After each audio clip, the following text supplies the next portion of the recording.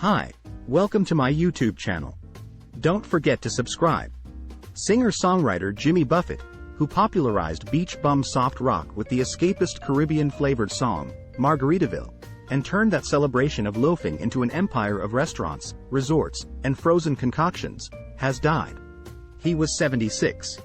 Jimmy passed away peacefully on the night of September 1st, surrounded by his family, friends, music and dogs.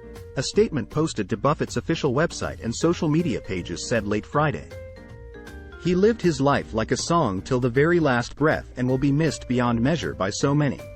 The statement did not say where Buffett died or give a cause of death. Illness had forced him to reschedule concerts in May, and Buffett acknowledged in social media posts that he had been hospitalized, but provided no specifics. Margaritaville, released on February 14, 1977, quickly took on a life of its own, becoming a state of mind for those wastin away, an excuse for a life of low-key fun and escapism for those growing older, but not up. The song is the unhurried portrait of a loafer on his front porch, watching tourists sunbathe while a pot of shrimp is beginning to boil. The singer has a new tattoo, a likely hangover, and regrets over a lost love. Somewhere there is a misplaced salt shaker. There was no such place as Margaritaville, Buffett told the Arizona Republic in 2021. It was a made-up place in my mind, basically made up about my experiences in Key West and having to leave Key West and go on the road to work and then come back and spend time by the beach.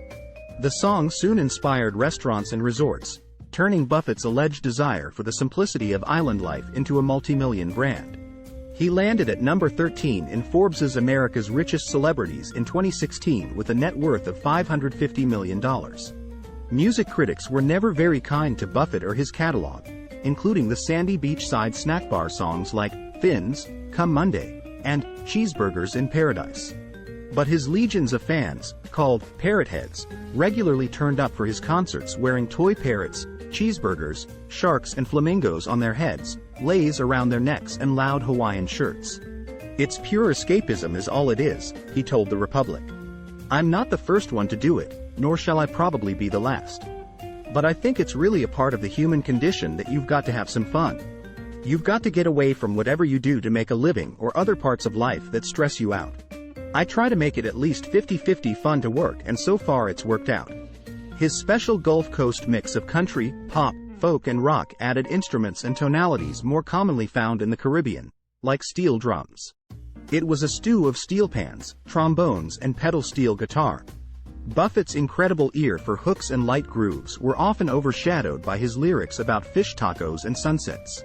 Rolling Stone, in a review of Buffett's 2020 album, Life on the Flip Side, gave grudging props. He continues mapping out his surfy, sandy corner of pop music utopia with the chill, friendly warmth of a multi-millionaire you wouldn't mind sharing a tropically themed 3 p.m. IPA with, especially if his gold card was on the bar when the last round came. Buffett's evolving brand began in 1985 with the opening of a string of Margaritaville-themed stores and restaurants in Key West, followed in 1987 with the first Margaritaville Cafe nearby. Over the course of the next 2 decades, several more of each opened throughout Florida, New Orleans and California.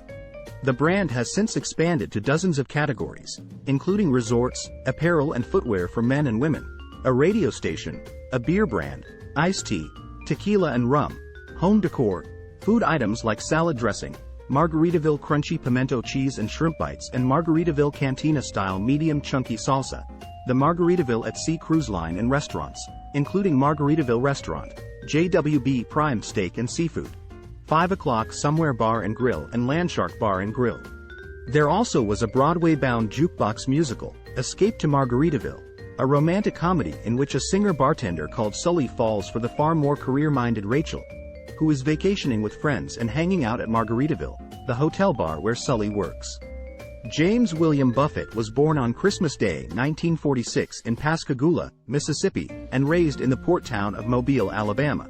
He graduated from the University of Southern Mississippi in Hattiesburg, Mississippi, and went from busking the streets of New Orleans to playing 6 nights a week at Bourbon Street clubs.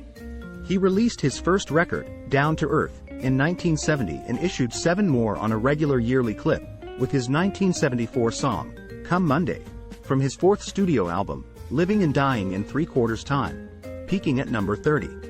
Then came Margaritaville. He performed on more than 50 studio and live albums, often accompanied by his Coral Reefer band, and was constantly on tour.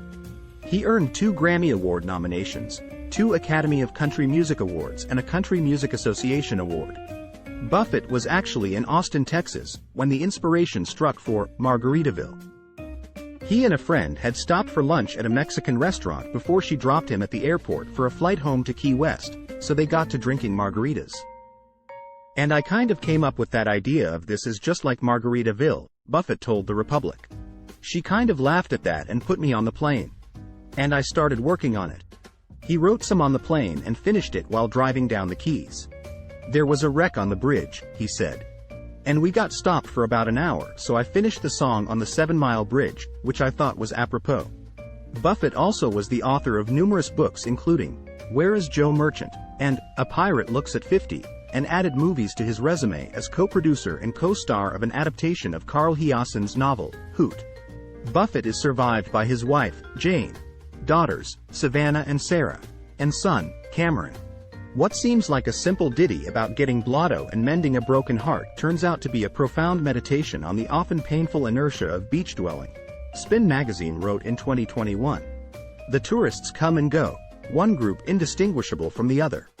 Waves crest and break whether somebody is there to witness it or not. Everything that means anything has already happened and you're not even sure when. The song, from the album, Changes in Latitudes, Changes in Attitudes, spent 22 weeks on the Billboard Hot 100 chart and peaked at number 8. The song was inducted into the Grammy Hall of Fame in 2016 for its cultural and historic significance, became a karaoke standard and helped brand Key West, Florida, as a distinct sound of music and a destination known the world over. Thanks for watching.